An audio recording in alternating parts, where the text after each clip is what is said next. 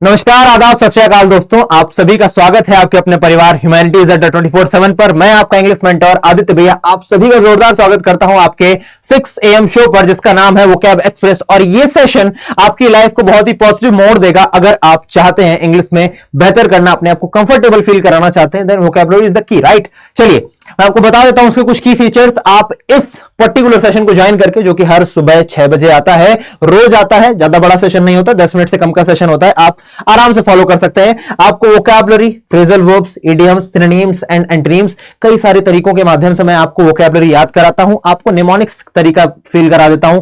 Feel करा देना है कि आपको एकदम वोकैबुलरी फील होने लग जाती है कि हाँ यार अपन कर सकते हैं। रूट वर्ड्स का मेथड है भाई साहब, सिनोनिम का मेथड है, डिफरेंट वर्ड्स का, होमोफोन्स का, there are so many methods. आज जो मेथड हम यूज करने वाले हैं वो होने वाला है सिनोनिम्स। और सिनोनिम्स को वो तरीका नहीं कि मैंने एक वर्ड दिया और 4 उसके ऑप्शन दिए। आज आप देखेंगे आपके पास क्वेश्चन और आपके पास ऑप्शंस हैं। आपको एमसीक्यूज में मजा आता है, तो जब मैं आपको बता रहा हूं आप लोग भी कमेंट सेक्शन में मुझे बताइएगा कि आपने कौन सा ऑप्शन सही चुना था। और 10 क्वेश्चंस आपके सामने आने वाले हैं। लास्ट में आप सभी लोग मुझे बताएंगे अपना स्कोर। आइए शुरू करते हैं क्वेश्चन नंबर 1 के साथ। और यहां पर तो मामला गड़बड़ है, क्वेश्चन ही नहीं है, आ जाएगा। आइए, पहला वर्ड हमारे पास सामने है, पूरा सेंटेंस पढ़ते हैं। She thought that running into her old friend was a stroke of fate। उसको ऐसा लग रहा था कि वो जो अपनी फ्रेंड से अचानक से मिल गई ना, ये एक किस्मत का चमत्कार था। स्ट्रोक ऑफ फेट का मतलब क्या होगा? स्ट्रोक ऑफ फेट का मतलब है ये किस्मत से हो गया कि अपनी दोस्त से अचानक से मिल गई। तो रनिंग इनटू यानी कि मीट बाय चांस, है ना।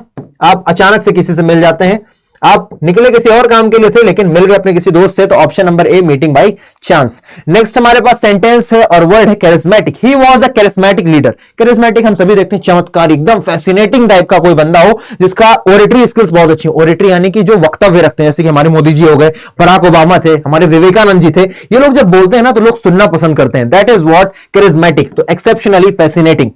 पेक्यूलियरली पॉपुलर सिंपल है, कंपल्सिवली प्लेजेंट ठीक है, स्ट्रेंजली हॉन्टिंग। हॉन्टिंग का मतलब क्या होता है? हॉन्ट वर्ब है, हॉन्ट का मतलब होता है डराना, फ्राइटन करना। हॉन्टिंग यानी कि डरावना। तभी एक मूवी भी बनी थी क्या, हॉन्टेड, जरूर देखी होगी, नहीं देखी है तो मत देखो यार, हमें तो डर लगता है। ठीक है, आगे बढ़ते हैं। नेक्स्ट है she was completely engrossed in her work. ये बड़ी अच्छी बात है। अगर कोई व्यक्ति एनग्रॉस्ड है अपने काम में, एब्जॉर्ब्ड है, बिजी है, रम गया है, अपने आप को एकदम उसी के हवाले कर दिया है, इसका मतलब अपने काम में अच्छा करने वाला है। तो यहां पर बोल रहे हैं she was completely engrossed in her work, यानी कि she is completely absorbed in her work. Option number B. Busy है अपने काम में, एनग्रॉस्ड है, या फिर बोल सकते हैं एब्जॉर्ब है। फटीग एक अपने आप के लिए नया शब्द हो सकता है। फटीग का मतलब होता है थक जाना, तो फटीग यानी कि टायर्ड आप बोल सकते हैं। क्या बोल सकते हैं? टायर्ड। जब आप थकान फील करते हैं तो आप बोलते हैं I am fatigued, I am tired. Next हमारे पास वर्ड आता है इनडिफेटिगेबल। तो ही इज एन इनडिफेटिगेबल वर्कर। आप अक्सर देखते हैं कुछ वर्कर्स जो होते हैं थकते ही नहीं है, काम करते रहते हैं करते रहते हैं करते रहते हैं, तो उसको हम बोलते हैं इनडिफेटिगेबल, यानी कि जो थके ही ना। यानी कि आंसर हो जाएगा टायरलेस, जिसको थकान ना होती हो। इसी का उल्टा क्या हो जाएगा? डिफेटिगेबल, यानी कि जो थक जाता हो। Simple as that, right. आइए, Europe, America and Japan have taken to the field of science with singular vigour and activity. ये जो 3 नेशंस हैं, यूरोप, अमेरिका एंड जापान, ये तीनों के तीनों एक पर्टिकुलर, एक पेक्यूलियर, यूनिक अपना दृष्टिकोण लेकर के आगे बढ़ रहे हैं। तो सिंगुलर का मतलब आप क्या बोलोगे? सिंगुलर का मतलब आप बोल दोगे यूनिक। क्या बोलोगे भैया? यूनिक बोल दोगे, और आंसर हो जाएगा इसका पेक्यूलियर। आउटस्टैंडिंग का मतलब शानदार होता है, फेमिलियर का मतलब होता है सिमिलर, और सिंगल सिंपल वर्ड है, आप जानते हैं। नेक्स्ट वर्ड देखते हैं हमारे सामने क्या आता है। Our age is pre-eminently an age of science। Sorry, तो एज बोले तो भैया एरा, ये तो सिंपल है बिल्कुल। तो option number A is absolutely correct. Generation, moment, date आप सभी को जानते हैं। एज यानी कि एरा। और ये देखिए, एज का मतलब उम्र भी होता है ना। लेकिन यहां पर जब आप सेंटेंस देखोगे तब आपको पता चलता है ये एक दौर की बात हो रही है, इसलिए आप एरा को चूज करोगे। यहीं पर कॉन्टेक्स्ट काम आता है कि आप सिर्फ वर्ड नहीं देखते हैं, आप देखते हैं किस सेंटेंस में यूज हुआ है, किस कॉन्टेक्स्ट में यूज हुआ है। ठीक है ना, ये भी धीरे धीरे आप सीखने लग जाएंगे।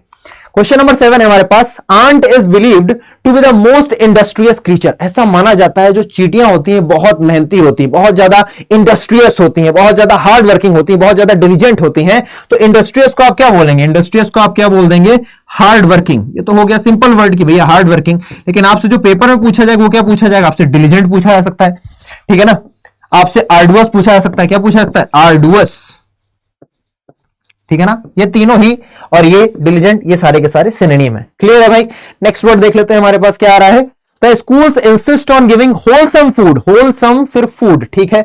To the children for the proper growth of their mind and body. अब देखो फूड क्या है, फूड किसी भी चीज का नाम है तो भैया ये हो जाएगा नाउन, और नाउन को डिस्क्राइब करने के लिए किसका यूज करते हैं, नाउन को डिस्क्राइब करने के लिए यूज करते हैं एडजेक्टिव का। तो होलसम हो गया अपने आप में एक एडजेक्टिव। अब जब होलसम एडजेक्टिव है तो कैसा फूड दोगे कि बच्चा मेंटली ग्रो करेगा और फिजिकली ग्रो करेगा, न्यूट्रिशियस फूड दोगे, हेल्दी फूड दोगे। तो भैया होलसम का क्या मतलब हो जाता है, होलसम का मतलब है हेल्दी, न्यूट्रिशियस। तो option number B is absolutely correct, nourishing. ठीक है ना जी, क्लियर है। नेक्स्ट क्वेश्चन देखते हैं हमारे पास। As I look around I see the crumbling ruins, ruins यानी कि जो बर्बाद हो गई ये चीजें, of a proud civilisation standing like a vast heap of futility. Futility, futility किससे बना है भैया, फ्यूटाइल से बना है। किससे बना है, फ्यूटाइल। फ्यूटाइल का मतलब क्या होता है, फ्यूटाइल का मतलब होता है वेस्ट, फ्यूटाइल का मतलब होता है यूजलेस। क्या होता है फ्यूटाइल का मतलब, फ्यूटाइल का मतलब होता है यूजलेस। तो इसका मतलब क्या हो जाएगा, ऑप्शन नंबर सी, सी बोले तो पॉइंटलेसनेस। अब ये डाउन ट्रॉडन एक वर्ड आपके सामने है, डाउन ट्रॉडन का मतलब होता है जो गरीब लोग हैं, गरुआ लोग हैं, गरुआ, गरीब गरुआ ऐसे कुछ बोलते हैं ना, गरीब लोग हैं, है ना, जिनके पास खाने की तंगी है, रहने को घर नहीं है ना, झोपड़पट्टी में रह रहे हैं, उनको हम बोलते हैं डाउन ट्रॉडन। ठीक है ना, चलिए नेक्स्ट वर्ड है हमारे पास, लास्ट वर्ड है हमारा, Mark Antony's eulogy of Caesar in is finally recorded by Shakespeare in his play. अब ये वर्ड बहुत ही सिंपल है, यूलॉजी। यूलॉजी को आप कैसे समझेंगे, यूलॉजी को आप समझ लीजिए रूट वर्ड से। आपने ईयू को पकड़ा, ईयू अपने आप में एक रूट वर्ड है जिसका मतलब होता है गुड। ठीक है, समझ में आ गया भैया। और लॉग, LOQUA, लॉक्वा या फिर लॉगी बोल दो, तो इनका मतलब होता है स्पीक। तो जब आप किसी के लिए गुड बोलते हो यानी कि आप उसकी बढ़ाई करते हो, प्रेस करते हो, तो option number C is absolutely correct. बात समझ में आ गई है। यहां से ये सेशन आपका होता है एंड, और मैं आप सभी से उम्मीद करता हूं कि अगर आपको ये सेशन वाकई में हेल्पफुल लगा होगा तो आप लोग सब्सक्राइब जरूर कर लेंगे चैनल को, साथ ही साथ लाइक और शेयर जरूर कर दीजिए, ये आपको कर्तव्य बनता है। और एट लास्ट आप लोग कमेंट जरूर करा करिए कि आपको ये सेशन कैसा लगा। And if anybody is interested कि उसे क्लास 12th का कोई बैच परचेज करना है तो उसके लिए हमारे पास कोर्सेज है जिनके माध्यम से आप अपनी तैयारी को नेक्स्ट लेवल पर पहुंचा सकते हैं। कैसे पहुंचा सकते हैं, I am telling you. 1 minute का समय दीजिए मुझे।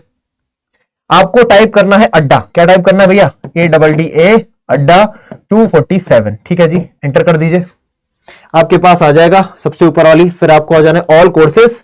ऑल कोर्सेज में आपको देखने को मिलेगा यहां पर स्कूल K12, आप 12th में है, इस तभी उन्हीं के लिए कोर्स है ये, CBSE क्लास 12th। और आपके पास खूब सारे साइंस स्ट्रीम के हैं तो ignite batch science, ignite batch arts, ignite batch commerce. बहुत ही तंदुरुस्त तो नहीं बोलूंगा, बहुत ही मतलब धुरंधर टीचर्स हैं जिनके माध्यम से आपको पढ़ने को मिलेगा।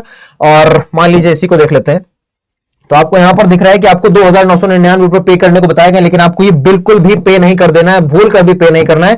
आपको यहां पर जाना है और कूपन कोड लगाना है S743। ये याद रख लीजिए, S743 अप्लाई करते ही जो चीज 3,000 की थी वो 2,489 की हो जाती है, just because of this code S743। तो इसे याद रखेंगे। आई होप आपको बात समझ में आई होगी। आप लोग कमेंट जरूर करेंगे और 10 में से आपके कितने क्वेश्चन सही थे मुझे कमेंट करके बताइएगा। तब तक के लिए जय हिंद, कल सुबह फिर आपसे मिलता हूं। तब तक मेहनत करते रहिए, धुर्राटे काटते रहिए।